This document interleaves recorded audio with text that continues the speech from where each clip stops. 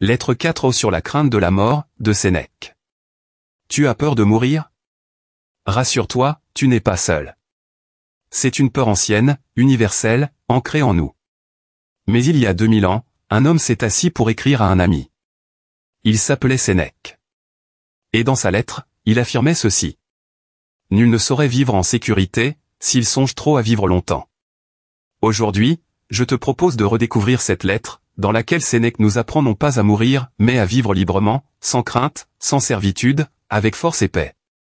On va lire ensemble ce texte magnifique, puis je t'en livrerai une explication claire et profonde. Reste jusqu'au bout, ce que tu vas entendre pourrait transformer ta manière de voir la vie. Persévère dans ta voie, et hâte-toi de toutes tes forces pour jouir plus longtemps de l'heureuse réforme d'une âme rendue à la paix. C'est jouir déjà sans doute que de travailler à cette réforme et à cette paix.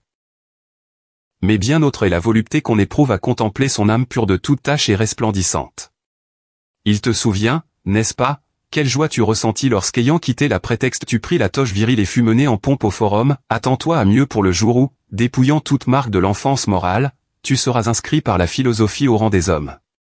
Nous ne sommes plus jeunes, mais, chose plus triste, nos âmes le sont toujours, et, ce qui est pire, sous l'air imposant du vieil âge nous gardons les défauts de la jeunesse et non de la jeunesse seulement, mais de l'enfance même, la première s'effraie de peu, la seconde de ce qui n'est pas, nous, de l'un et de l'autre.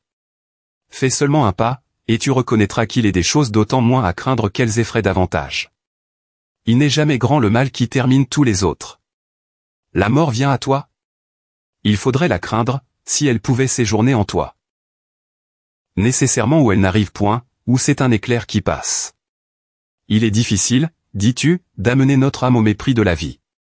Et vois quel frivole motif inspire quelquefois ce mépris. Un amant court se pendre à la porte de sa maîtresse, un serviteur se précipite d'un toit pour ne plus ouïr les reproches emportés d'un maître, un esclave fugitif, de peur d'être ramené, se plonge un glaive dans le sein. Douteras-tu que le vrai courage ne fasse ce que fait l'excès de la peur? Nul ne saurait vivre en sécurité, s'il songe trop à vivre longtemps, s'il compte parmi les grandes félicités de voir une nombreuse série de consuls. Que tes méditations journalières tendent à quitter sans regret cette vie que tant d'hommes embrassent et saisissent, comme le malheureux qu'entraîne un torrent s'accroche aux ronces et aux pointes des rochers. La plupart flottent misérablement entre les terreurs de la mort et les tourments de l'existence. Ils ne veulent plus vivre et ne savent point mourir. Veux-tu que la vie te soit douce? Ne sois plus inquiet de la voir finir. La possession ne plaît qu'autant qu'on s'est préparé d'avance à la perte. Or quelle perte plus facile à souffrir que celle qui ne se regrette point.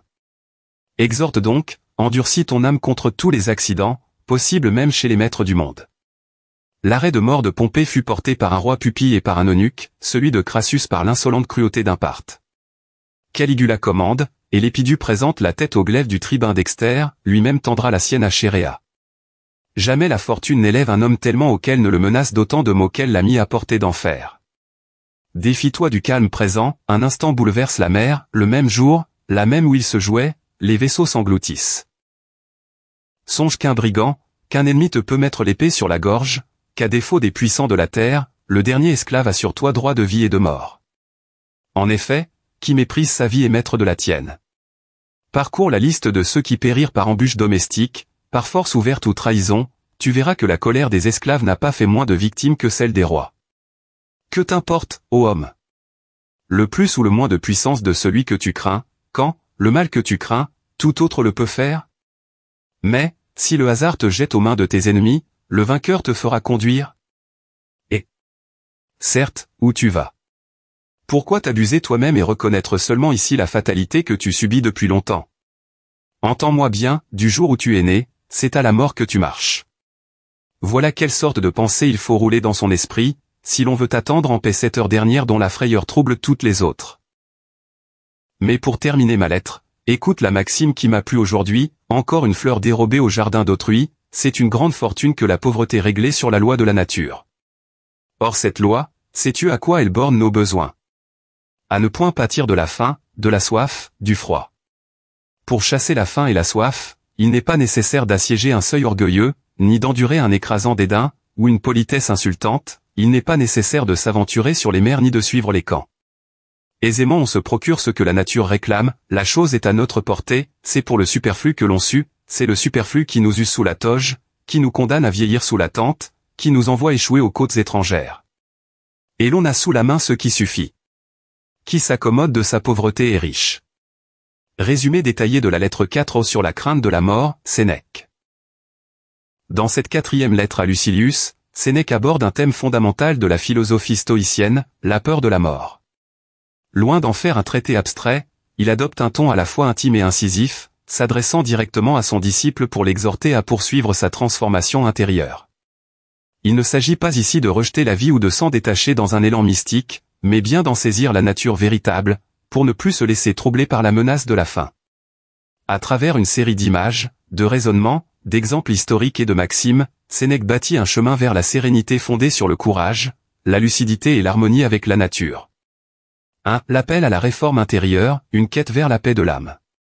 Dès l'ouverture, Sénèque félicite Lucilius pour les progrès accomplis dans sa démarche philosophique et l'exhorte à persévérer avec ardeur.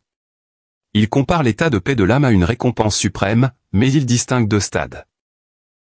D'abord, celui du travail sur soi, où l'on s'efforce de se corriger, et ensuite, un état plus élevé, celui où l'âme est devenue claire, pure, rayonnante, débarrassée de toute passion néfaste. Il compare cette métamorphose à un rite initiatique, tout comme les jeunes Romains recevaient la toge virile pour marquer leur passage à l'âge adulte, le philosophe accompli accède à une maturité morale, se séparant définitivement de l'enfance spirituelle. Mais Sénèque constate un paradoxe, nous vieillissons en apparence, mais nos âmes restent infantiles. Non seulement nous conservons les faiblesses de la jeunesse, mais aussi celles de l'enfance, la peur disproportionnée, de tout et de rien, continue de nous gouverner. Et c'est notamment la peur de la mort qui nous paralyse. 2. Relativiser la mort, ce qui effraie est souvent insignifiant. Sénèque invite à réfléchir rationnellement à la nature de la mort. Elle n'est qu'un instant, un éclair, une limite. Ce n'est pas un mal en soi, car elle met fin à tous les autres maux. Et surtout, elle ne peut faire souffrir que si elle dure. Or, précisément, elle ne dure pas. Si elle vient, elle passe immédiatement, si elle ne vient pas, il n'y a pas lieu de la craindre. Cette logique stoïcienne vise à briser le cercle des angoisses qui perturbent inutilement l'existence. L'auteur poursuit en montrant que, paradoxalement, certains individus méprisent la vie pour des raisons dérisoires, des amants désespérés, des esclaves humiliés, des serviteurs réprimandés. Il souligne ainsi que la peur extrême peut pousser à des actes de courage apparents. Mais alors, pourquoi la vraie sagesse ne ferait-elle pas avec lucidité ce que la panique accomplit dans le désespoir?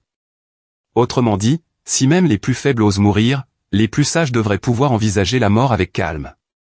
3. La mort comme compagne de route, apprendre à vivre en l'ayant toujours à l'esprit. Sénèque affirme qu'il est impossible de vivre en sécurité si l'on s'attache trop à la vie elle-même. Celui qui craint la mort à tout instant ne vit pas, il se cache, il se replie, il devient esclave de ses terreurs. Il faut donc, selon le philosophe, s'exercer chaque jour à l'idée de quitter la vie, non pas dans une perspective morbide, mais pour pouvoir vivre librement, sans attache maladive. Il évoque alors l'image d'un homme emporté par un torrent qui s'accroche désespérément à des ronces ou à des rochers. Ainsi vivent les hommes, attachés à l'existence malgré la souffrance, incapables de lâcher prise ni de vraiment s'en réjouir. Sénèque fustige cette hésitation perpétuelle, ces hommes ne veulent plus vivre, mais ils ne savent pas mourir. 4. Anticiper la perte pour mieux savourer la possession. L'un des passages les plus puissants de la lettre est cette idée que le seul moyen de jouir d'une chose est d'en accepter la perte à l'avance. La vie elle-même ne peut être douce que si nous nous préparons à sa fin. Il faut s'endurcir à l'idée de tout perdre, même la vie, pour mieux apprécier ce qu'on a. Sénèque veut nous faire comprendre que la possession véritable n'est possible que dans le détachement, que le bonheur n'existe que lorsqu'on cesse de trembler à l'idée de le voir s'éteindre. 5. L'exemple des grands, personne n'échappe à la mort, pas même les puissants. Sénèque convoque ensuite plusieurs exemples célèbres de morts violentes ou inattendues, Pompée, Crassus, Caligula, Lépidus. Tous ont été renversés par des forces inattendues ou méprisables. L'un a été trahi par un eunuque, l'autre égorgé sur ordre d'un roi enfant. Cette série de récits historiques vise à montrer que la fortune n'épargne personne, ni le général victorieux, ni l'empereur tout-puissant. Il en tire une leçon claire, ce qui peut arriver à n'importe qui, et ce qui est arrivé au plus haut, peut arriver à toi. Il en résulte une égalisation philosophique des conditions humaines, dès lors que tout homme est mortel et vulnérable, personne ne mérite notre crainte excessive. Car la mort peut venir de partout, même du plus humble des esclaves, qui méprise sa vie et maître de la tienne. 6. La fatalité comme compagne, nous marchons vers la mort dès la naissance. Sénèque rappelle enfin une vérité souvent occultée, depuis le jour de notre naissance, nous marchons vers la mort.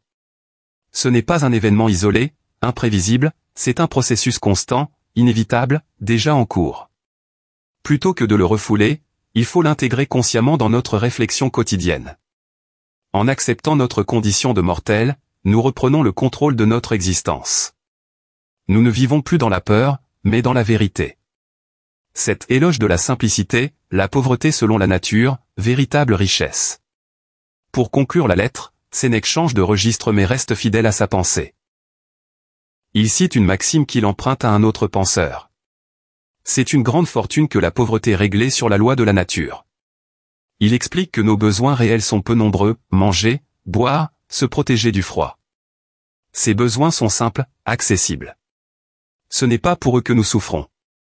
Ce qui nous épuise, c'est le superflu, ce que la société appelle richesse, mais qui nous éloigne de la nature. C'est pour ce superflu que nous nous courbons, que nous partons en guerre, que nous traversons les mers. Sénèque défend une sobriété heureuse, celui qui se contente de peu n'est pas pauvre, il est libre. À travers cette lettre, Sénèque nous délivre une leçon profondément stoïcienne, toujours actuelle, pour vivre pleinement, il faut regarder la mort en face et l'intégrer dans notre vision de la vie. La sagesse consiste à se détacher du superflu, à renoncer à l'illusion de l'immortalité et à cultiver une paix intérieure durable. En renonçant à nos peurs, en maîtrisant nos désirs, en vivant selon la nature, nous accédons à une liberté que ni les rois ni la fortune ne peuvent nous enlever. Un texte magistral, qui invite non à craindre la faim, mais à vivre enfin. Prenez bien soin de vous.